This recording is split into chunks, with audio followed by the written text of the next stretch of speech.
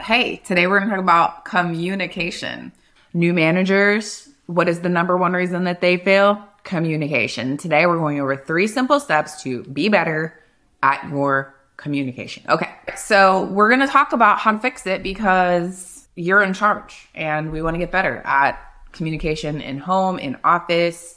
3 steps, easy peasy. I'm so confident that we could do this together because these things are the easiest, okay? Easiest steps ever. Okay. There's things that stop us from communicating. Before we jump in to talk about how we're going to improve communication, we should talk about why are we not communicating in the first place. So I will list a few reasons that we don't communicate just so that you can feel not alone. So number 1 is maybe you're afraid of how the person will react to what it is that you're about to say. Maybe you're afraid to ask for help. Maybe some of us were raised to think that asking for help is a weakness. So we won't ask for help. So then we don't communicate that. Maybe you don't like telling people what to do. And then there are my personal favorites. I'm just going to bury my feelings instead of facing them.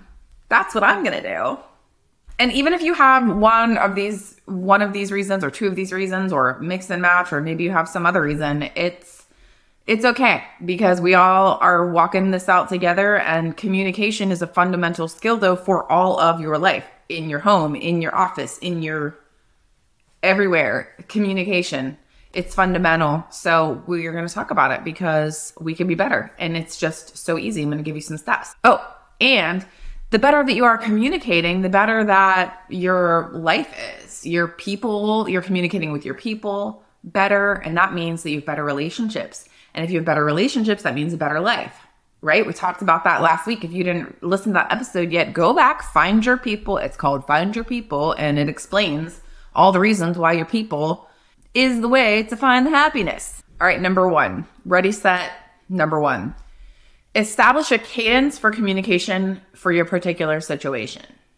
Okay, so how often are you going to communicate to whatever your situation is? So if you're at home, it's that situation, your husband maybe, or your wife, or your kids. If you're at work and you have a team or you have a boss, how often do you need to communicate with them?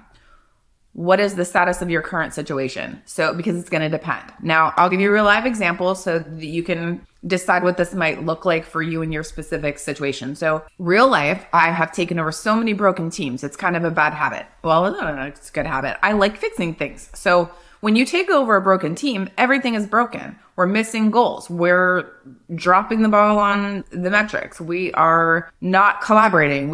Everything's broken. And when you have a broken team, that requires a lot of communication. Oh, maybe you're in a situation you've taken over a broken team. Let me tell you. And we're talking about team meetings in the morning, team meetings in the afternoon, one-on-ones during the day. You may even have to have a quick huddle in the afternoon too. I'm talking about tons of communication. If the team is broken, you're going to have to communicate a lot. On the other hand, if your team is good, they're functioning, they're collaborating, they're hitting the goals, they're coming up with great ideas, they're moving and shaking. You don't need to meet with them all the time, okay? Yeah, you need to have one-on-ones because that's the glue that holds all the things together. But you don't have to have a team meeting at the beginning of the day and the end of the day. It's not necessary when your team is functioning. How many things are changing at work that you need to actually communicate? So maybe once a week, maybe even once every other week, you need to meet with them. All right, this is the same if your body is way out of shape. For example, if your body is way out of shape, it takes a ton of attention, a ton of work, a ton of effort. On the other hand, if it's just a little, 10, 15 pounds, no big deal. We could do this. Just a little bit of attention here and there at the start, add some protein, lift some weights. We need strength training and, don't eat too many cookies. There you go. All done. If your body is way, way out of shape, it takes a ton of work, a ton of attention, a ton of, it's a ton. And communication works the same way. Number 2, establish an environment that works well for communication. Environment matters, okay? Let me give you an example. If you're having a meeting in a meeting room, that feels one type of way. If you're having a meeting in your office, it feels a little bit different. If you're having a meeting in your boss's office, it feels a little bit different. If you have a meeting in HR's office, feels a little bit different, okay? So the environment matters. the environment matters. That's what I have to say. So if your cadence is once a week, you want to have an environment once a week where your people can feel safe and secure and seen and heard. Maybe the environment you're meeting in is too loud. Maybe it's too distracting. Maybe there's too many things going on around you. Maybe you've been meeting in your office and you're the boss and you didn't realize that it makes people feel a little off kilter, because it does, because it's a power move, basically. It's a power move. Not saying that you should never meet with people in your office, but I'm saying if you're trying to have a collaborative type meeting, then that meeting should occur in a meeting room. If it's in your office, you're giving the vibe that you're in charge and you call the shots, which I understand you do, but your team doesn't want to necessarily feel like they don't have a voice. Did that hurt? I'm sorry.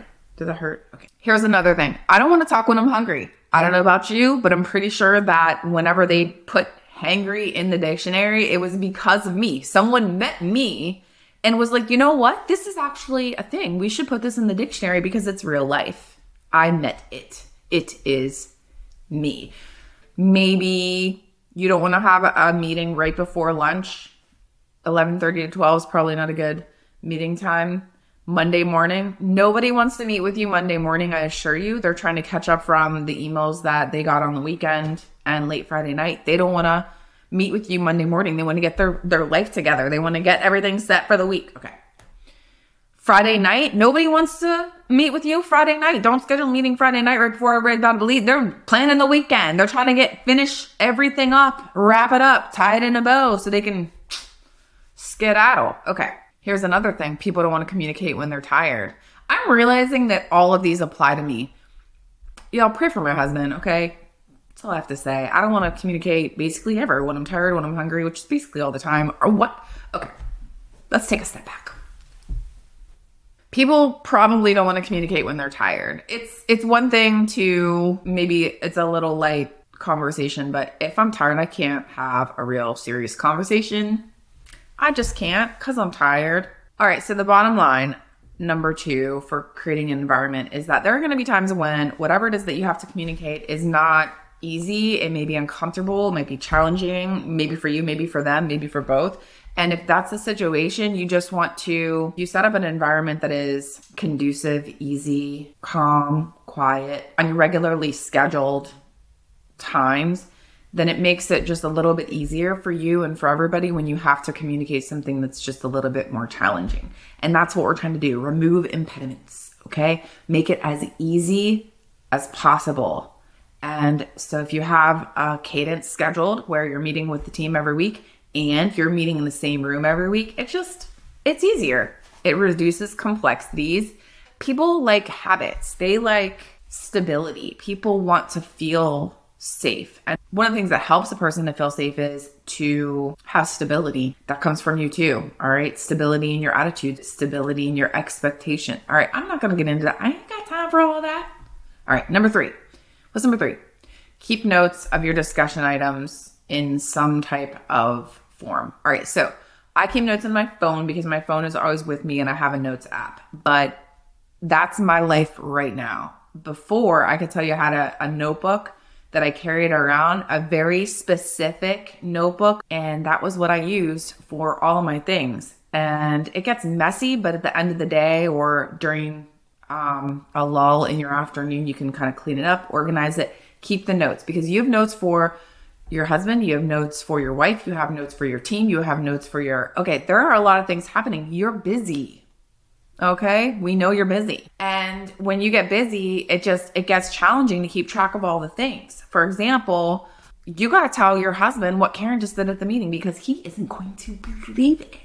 You have to tell your bestie about what you just found in your teenager's room.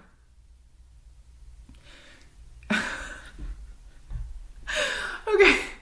You also have to reply with a really good GIF on the team thread. Not to mention that someone on your team called off unexpectedly and somebody else on your team missed expectations for the second week in a row.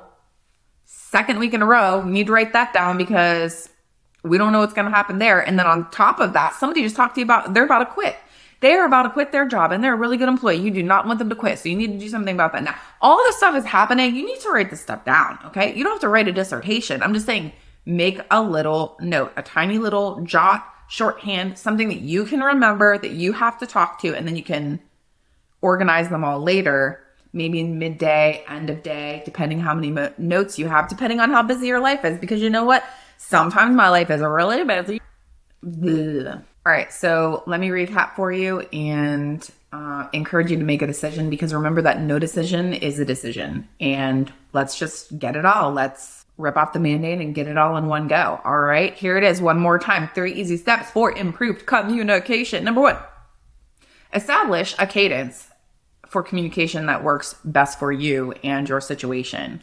So whatever that means for you, I don't know. Maybe it's once a week. Maybe it's twice a day. I don't know. It depends. How broken is your situation? The more broken it is, the more often that you should be communicating. Number 2, establish an environment that works for you and your team for a specific situation. Maybe it's home, maybe it's at the office, but the environment should be conducive to collaboration. It should be quiet. It should make everyone feel calm or encourage calmness.